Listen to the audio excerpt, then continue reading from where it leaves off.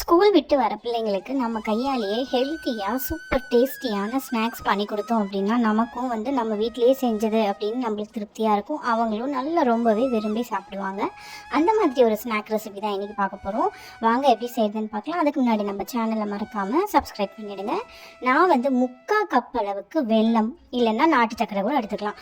வெல்லம் சுடுதண்ணியில் ஊற வச்சுருக்கிறேன். எதுக்கு சுடு தண்ணியில் ஊற வச்சுருக்கிறேன் அப்படின்னா, வெள்ளத்தில் தூசி மண் எல்லாம் இருக்கும் இல்லையா, அதை வடிகட்டுறதுக்காக வெல்லம் கரைய விட்டுருக்குறேன். அதுலேயே ஒரு 4லேருந்து 5 ஏலக்காய் நீங்கள் தூவி விட்டுருங்க. ஏலக்காய் பொடி இருந்துச்சுன்னா நீங்கள் மாவோட கலக்கிக்கலாம்.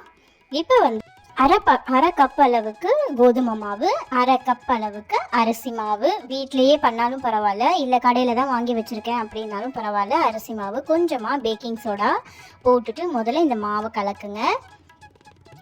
முதல்ல இந்த மாவு எல்லாம் கொஞ்சம் நல்லா மிக்ஸ் ஆகணும். அரை கப்பு கோதுமை மாவு, அரை கப்பு அரிசி மாவு. இது ரெடிமேட் அதிரசம் மாதிரி சூப்பர் டேஸ்ட்டாக இருக்கும். இப்போ நம்ம வெள்ளத்தை கரைய விட்டுருந்தோம் இல்லையா, அந்த வெள்ளை கரைச்சல் இதில் விட்டுக்கோங்க. கொஞ்சம் கொஞ்சமாக விட்டுக்கோங்க.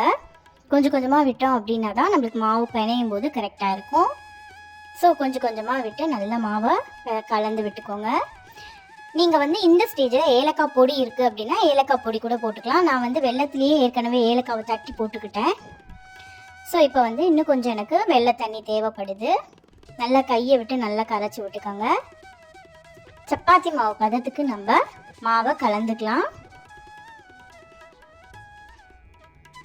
ஸ்கூல் விட்டு வர பிள்ளைங்களுக்கு டக்குன்னு இந்த மாதிரி ஒரு 1/2 hour கூட ஆகாது இது செய்யறதுக்கு. ரொம்பவே டேஸ்ட்டாக இருக்கும், அதிரசம் மாதிரியே இருக்கும்.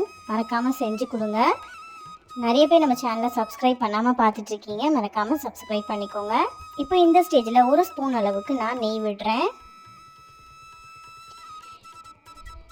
இங்கே பாருங்கள், சப்பாத்தி மாவு பதத்துக்கு நல்லா சாஃப்டாக நான் இதை கலந்து விட்டுருக்கேன். இப்போ நீங்கள் இதிலிருந்து கொஞ்சம் கொஞ்சமான உருண்டை எடுத்து நம்ம உருட்டிக்கிட்டாலும் பரவாயில்ல. நான் செஞ்சு காட்டுறேன் பாருங்கள். பால் மாதிரி செஞ்சுட்டு தட்டையாக தட்டி இப்படி வச்சாலும் ஓகே தான். இந்த மாதிரி ஷேப்லெஸ்ஸாக கொண்டு வந்தாலும் ஓகே தான்.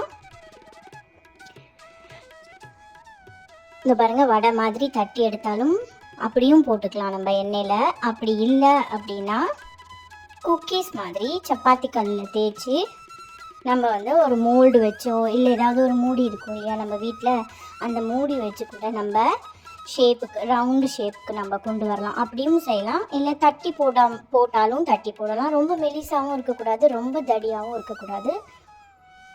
பொதுவாக நம்ம ரவுண்டு மாதிரி பண்ணி எடுத்துக்கலாம். இப்போ நான் ஒன்று பண்ணி காமிக்கிறேன் பாருங்கள். இங்கே பார்த்தீங்களா, இந்த மாதிரி நான் ஒரு பாட்டில் மூடி தான் எடுத்துருக்கிறேன். பாட்டில் மூடியில் நம்மளுக்கு ஷேப் வேணும் அப்படின்னா இந்த மாதிரி கட் பண்ணி எடுத்துக்கலாம். இந்த மாதிரி ஒன்று ஒன்றா எடுத்தோம் அப்படின்னா ஒட்டினாலும் பரவாயில்ல, நம்ம பிரித்து விட்டுக்கலாம். ஏன்னா நம்ம மோல்டு போட்டு கட் பண்ணி வச்சுருக்குறோம். ஸோ இதை கூட நம்ம எண்ணெயில் பொரிச்சு எடுத்தோம் அப்படின்னா சூப்பரான இன்ஸ்டன்ட் அதிரசம்னு கூட சொல்லலாம். இதை ரொம்பவே டேஸ்ட்டாக இருக்கும். மறக்காமல் செஞ்சு பார்த்துட்டு கமெண்ட்டில் சொல்லுங்கள். இங்கே பார்த்தீங்களா எவ்வளோ சூப்பராக இருக்குது. ஸ்வீட் ரெசிபி செம்மையாக இருக்குங்க. மறக்காமல் ட்ரை பண்ணி பாருங்கள். நான் இன்னொரு வீடியோவில் சந்திக்கிறேன். ஆனால் நம்ம சேனலை மறக்காமல் சப்ஸ்கிரைப் பண்ணிவிட்டு பாருங்கள். இங்கே பாருங்கள், ஒரு டீ கூட கடகடன்னு வச்சு சாப்பிட்டோம் அப்படின்னா ரொம்பவே டேஸ்ட்டாக இருக்கும். ரொம்பவே ஹெல்த்தி. நம்ம வீட்லேயே செய்கிறோம் அப்படின்னா கண்டிப்பாக ஹெல்த்தியாக தான் இருக்கும்.